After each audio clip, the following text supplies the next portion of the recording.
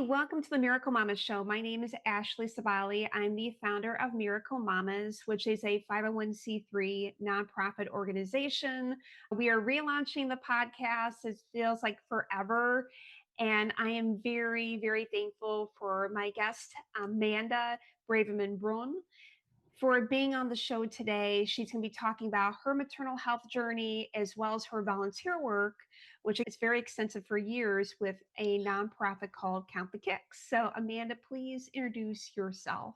Yeah, thank you so much for having me, Ashley. I'm really excited to be here and just so excited to be talking to somebody who cares so much about maternal health. I think that it's something that is so important, and we just don't always find people who are as interested in it as we are, but I think that it's so important that more people become interested because it is, public health, the public health, it's a crisis. Stillbirth and maternal health is a crisis in America right now. And so I'm really excited to be here talking to you about what we can do about that.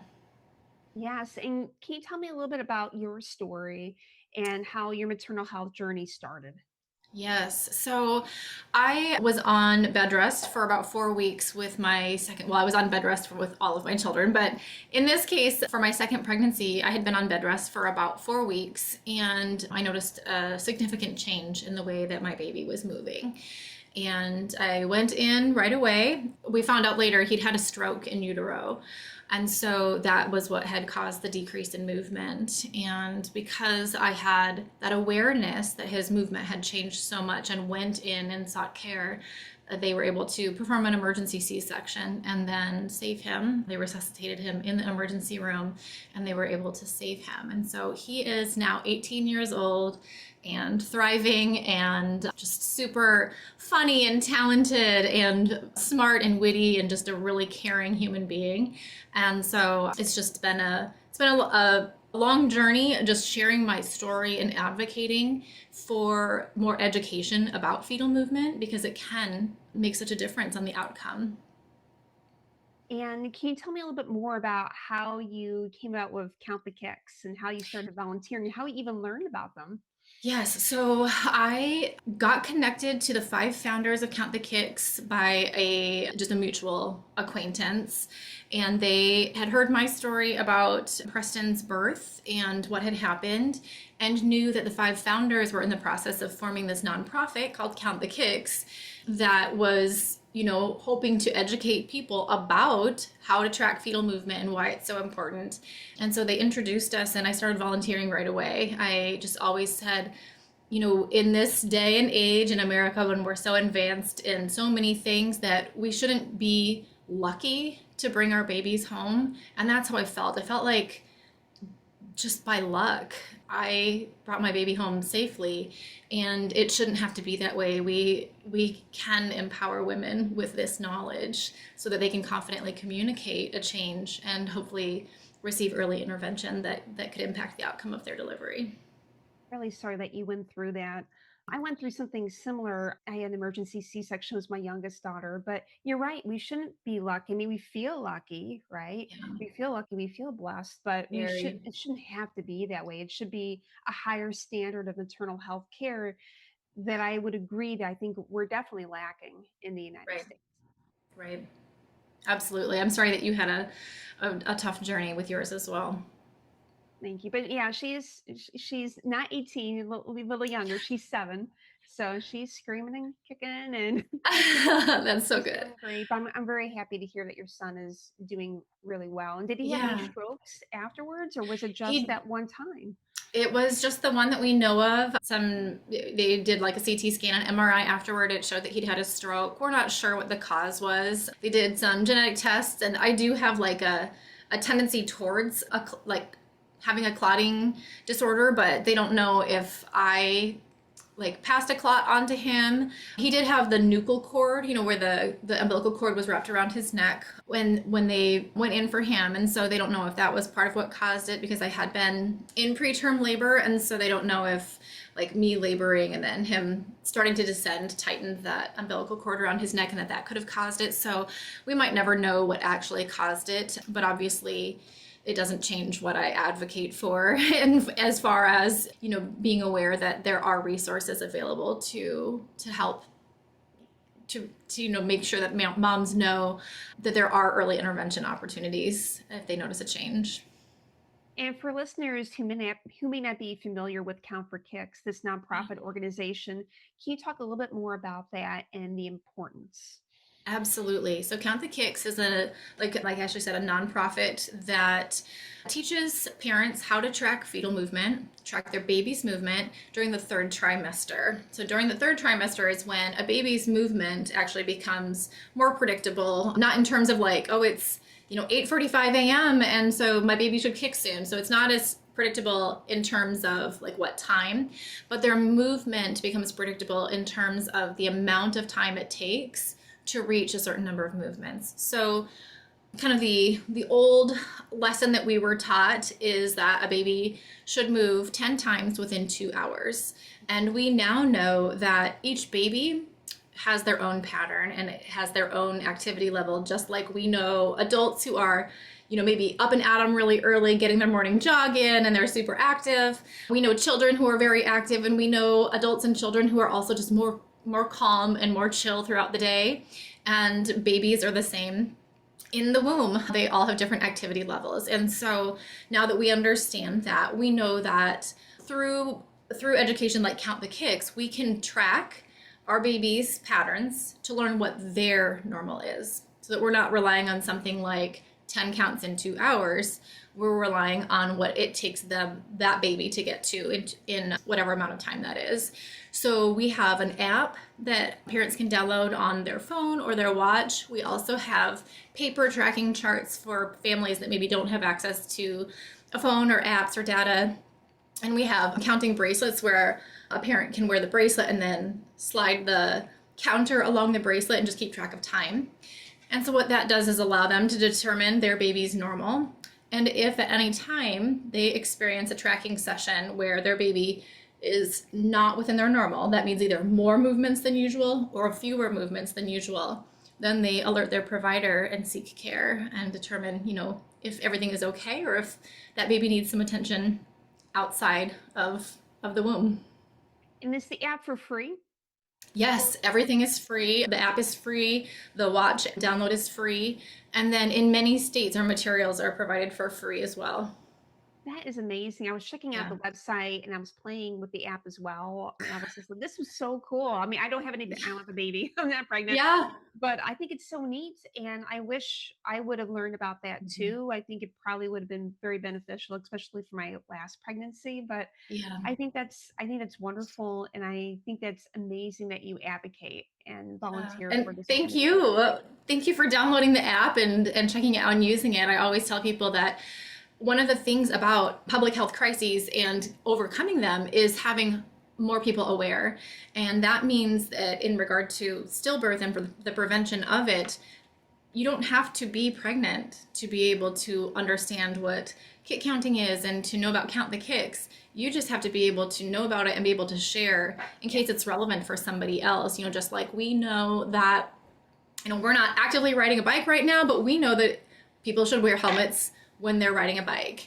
And so I think that it's important for everybody to have an awareness of Count the Kicks and the importance of a baby's movements so that we can talk about it and together as a community save more babies' lives. Being proactive. So it's Exactly. a long time. Yeah. I mean, it's a long time volunteer and an ambassador of this nonprofit organization, Count the Kicks. What impact have you seen for families in the U.S.? Yes. So we have many baby safe stories on our website where you can go to countthekicks.org and see baby safe stories and hear about how somebody noticed a change, or even how they maybe didn't know, like me, I didn't know that it was important to have that kind of, like awareness of the movement. I just knew that it was a change and that I was scared, and that my doctor had asked me, at appointments, is your baby moving like normal? I just didn't really understand the impact of what if he wasn't. And so the stories that we collect, though, are just reminders of the reason that this was all started, that if just one baby's life could be saved, it would be worth all of the effort.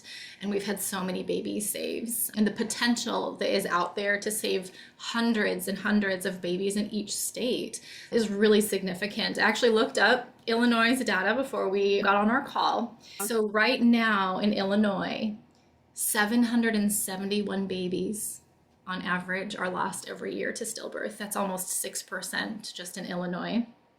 And Count the Kicks, if it were implemented in the state of Illinois, could save almost 250 babies every year. It's a lot of lives, and just a lot of other, the grief and the trauma and the loss of income and medical bills, funeral expenses, all those things that come with such a huge loss could be prevented. So 250 babies in Illinois alone. Yeah, I was looking at some different data for the whole United States and Illinois. The March of Dimes came out with their 2024 report, and it's staggering, the not only maternal mortality, but infant mortality. It's quite high. So that's one of the other interesting things about Count the Kicks, that as we have collected data and stories, we've learned that it's not just babies' lives that have been saved. We've also learned that a change in fetal movement is it's often the first and sometimes the only change that indicates a baby's distress, but also a mother's distress. So there are other, maternal emergencies related to pregnancy where a baby's movement might change, and the mom, being in mom mode, is focused on the baby, but it could be her own health that is in distress. And so mothers' lives are being saved as well.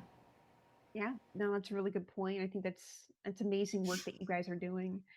And I'm just curious, what are the biggest misconceptions that you think are out there for fetal movements or pregnancy that you wish more women or more families would understand?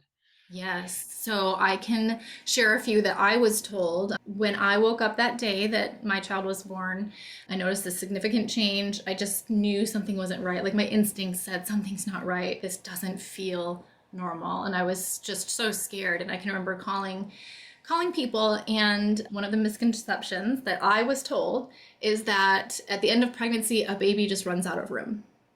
Babies do not run out of room. They continue to move despite, where they are in growth, and they will move.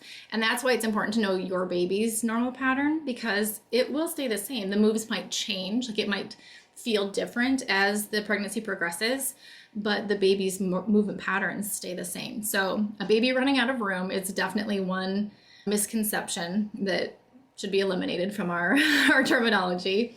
Another would be that the encouragement to go for a walk, drink something cold, or drink something sugary to get your baby to move.